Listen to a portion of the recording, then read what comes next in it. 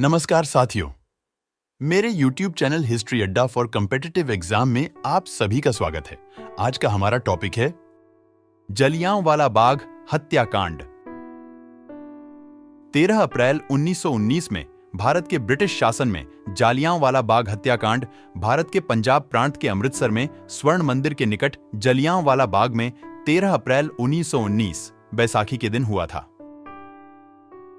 Rowlatt act का विरोध करने के लिए एक सभा हो रही थी, जिसमें जनरल डायर नामक एक अंग्रेज ऑफिसर ने अकारण उस सभा में उपस्थित भीड़ पर गोलियां चलवा दी, जिसमें 400 से अधिक व्यक्ति मर गए और 2000 से अधिक घायल हुए थे।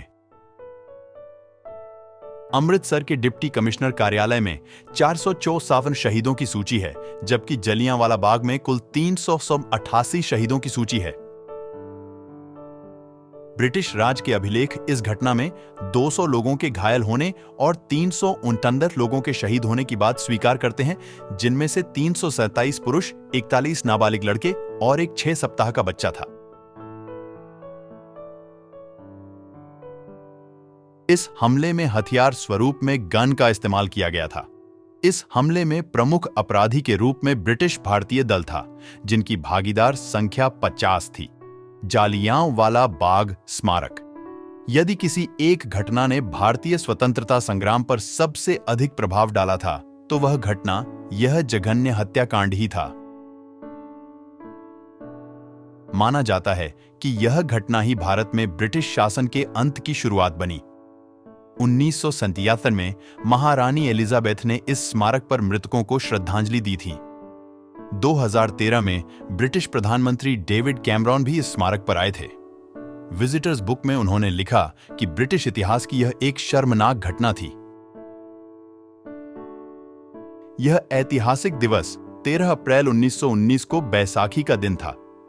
बैसाखी वैसे तो पूरे भारत का एक प्रमुख त्योहार है, परंतु विशेषकर पंजाब और हरियाणा के किसान सर्दियों की रब्बी की फसल काट लेने के बाद नए साल की खुशियां मनाते हैं।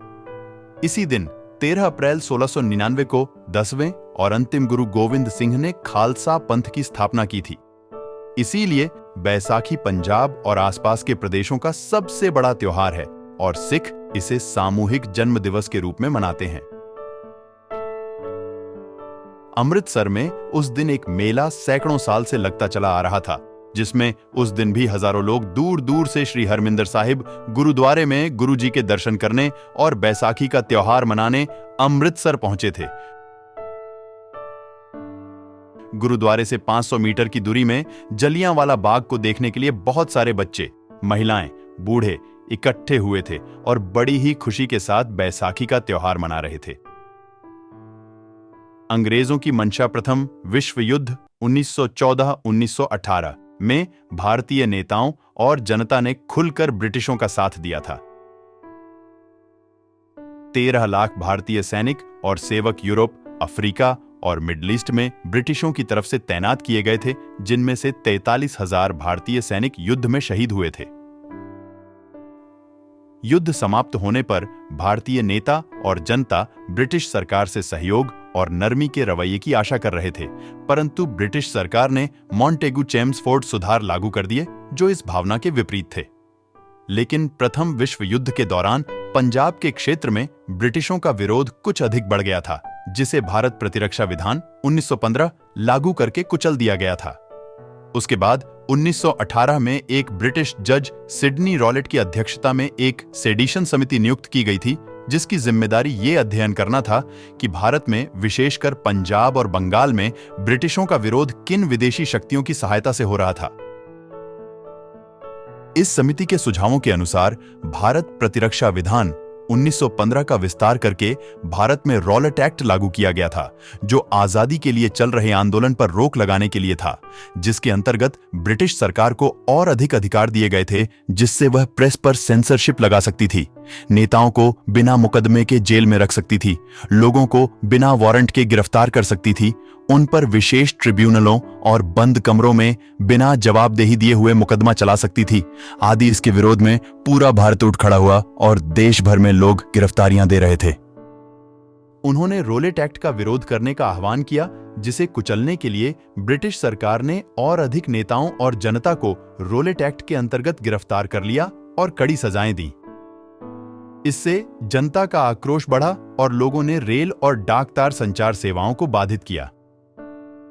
आंदोलन अप्रैल के पहले सप्ताह में अपने चरम पर पहुंच रहा था। लाहौर और अमृतसर की सड़कें लोगों से भरी रहती थीं। करीब 5000 लोग जलियांवाला बाग में इकट्ठे थे। ब्रिटिश सरकार के कई अधिकारियों को यह 1857 के गदर की पुनरावृत्ति जैसी परिस्थिति लग रही थी, जिसे न होने देने के लिए और कुचलने के लिए वो कुछ भी करने के लिए तैयार थे। आंदोलन के 2 नेताओं सत्यपाल और सैफुद्दीन किचलू को गिरफ्तार कर काला पानी की सजा दे दी गई। 10 अप्रैल 1919 को अमृतसर के उप कमिश्नर के घर पर इन दोनों नेताओं को रिहा करने की मांग पेश की गई, परंतु ब्रिटिशों ने शांतिप्रिय और सभ्य तरीके से विरोध प्रकट कर रही जनता पर गोलियां चलवा दी, जिससे तनाव बहुत बढ़ गया और उस दिन कई बैंकों, सरकारी भवनों, टाउन हॉल, रेलवे स्टेशन में आगजनी की गई। इस प्रकार हुई हिंसा में 5 यूरोपीय नागरिकों की हत्या हुई। इसके विरोध में ब्रिटिश सिपाही भारतीय जनता पर जहां तहां गोलियां चलाते रहे, जिसमें 8 से 20 भारतीयों की मृत्यु हुई। अगले 2 दिनों में अमृतसर तो शांत रहा, पर हिंसा पंजाब के कई क्षेत्रों में फैल गई और 3 अन्य यूरोपीय नागरिकों की हत्या हुई। इसे कुचलने के लिए ब्रिटिशों ने पंजाब के अधिकतर भाग पर मार्शल लॉ लागू कर दिया था। इस कांड के महीनों बाद 1919 में बाघ का दृश्य बैसाखी के दिन 13 अप्रैल 1919 को अमृतसर के जलियांवाला बाग में एक सभा रखी गई, जिसमें कुछ नेता भाषण देने वाले थे। शहर में कर्फ्यू लगा हुआ था, फिर भी इसमें सैकड़ों लोग ऐसे भी थे जो बैसाखी के मौके पर परिवार के साथ मेला देखने और शहर घूमने आए थे और सभा की खबर सुनकर वहां जा पहुंचे थे। जब नेता बाग में पड़ी रोड़ियों के ढेर पर खड़े होकर भाषण दे रहे थे, तभी brigadier general Reginald Dyer 90 British सैनिकों को लेकर वहां पहुंच गया। उन सब के हाथों में भरी हुई राइफलें थीं। नेताओं ने सैनिकों को देखा तो उन्होंने वहां मौजूद लोगों से शांत बैठे रहने के लिए कहा। सैनिकों ने बाग को घेरकर बिना कोई चेतावनी दिए निहत्थे लोगों पर गोलियां चलानी शुरू कर दी। 10 मिनट में कुल 1650 राउंड गोलियां चलाई गईं। जलियांवाला बाग उस समय मकानों के पीछे पड़ा एक खाली मैदान था। वहां तक जाने या बाहर निकलने के लिए केवल एक संकरा रास्ता था और चारों ओर मकान थे। भागने का कोई रास्ता नहीं था। कुछ लोग जान बचाने के लिए मैदान में मौजूद एकमात्र कुएं में कूद गए, पर देखते ही देखते वह कुआं भी लाशों से पट गया। जलियांवाला बाग कभी झल्ली नामक आदमी की संपत्ति थी। हताहत शहीदी कुआं बाग में लगी पट्टिका पर लिखा है कि 120 शव तो सिर्फ कुएं से ही मिले। शहर में कर्फ्यू लगा था, जिससे घायलों को इलाज के लिए भी कहीं ले जाया नहीं जा सका। लोगों ने तड़प तड़प कर वहीं दम तोड़ दिया। पंडित मदन मोहन मालवीय के अनुसार कम से कम 1300 लोग मारे गए। स्वामी श्रद्धानंद के अनुसार मरने वालों की संख्या 1500 से अधिक थी, जबकि अमृतसर के तत्कालीन सिविल सर्जन डॉक्टर स्मिथ के अनुसार मरने वालों की संख्या 1800 से अधिक थी।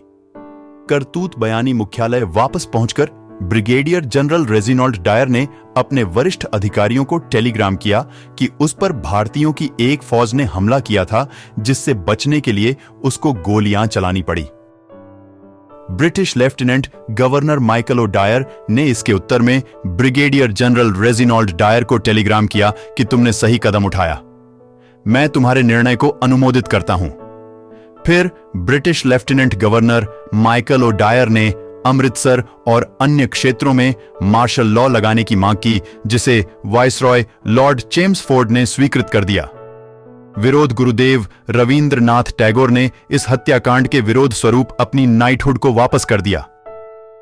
आजादी के लिए लोगों का हौसला ऐसी भयावह घटना के बाद भी पस्त नहीं हुआ, बल्कि सच तो यह है कि इस घटना के बाद आजादी हासिल करने की चाहत लोगों में और जोर से उफान मारने लगी। हालांकि उन दिनों संचार और आपसी संवाद के वर्तमान साधनों की कल्पना भी नहीं की जा सकती थी, फिर भी यह खबर पूरे देश में आग की तरह फैल गई। आजादी की चाह न केवल पंजाब बल्कि पूरे देश के बच्चे बच्चे के सिर चढ़कर बोलने लगी। उस दौर के हजारों भारतीयों ने जलियांवाला बाग की मिट्टी को माथे से लगाकर देश को आजाद कराने का दृढ़ संकल्प लिया। पंजाब तब तक मुख्य भारत से कुछ अलग चला करता था, परंतु इस घटना से पंजाब पूरी तरह से भारतीय स्वतंत्रता आंदोलन में सम्मिलित हो गया। इसके फलस्वरूप गांधी ने 1920 में असहयोग आंदोलन प्रारंभ किया। प्रतिघात में जब जलियांवाला बाग हत्याकांड हो रहा था, उस समय सरदार ऊधम सिंह वहां मौजूद थे और उन्हें भी गोली लगी थी और उन्होंने निर्णय लिया था कि वह इस घटना का बदला लेंगे। 13 मार्च 1940 को उन्होंने लंदन के कैक्सटन हॉल में इस घटना के समय British lieutenant governor Michael O Dwyer को गोली चला के मार डाला। सरदार ऊधम सिंह को 31 जुलाई 1940 को फांसी पर चढ़ा दिया गया।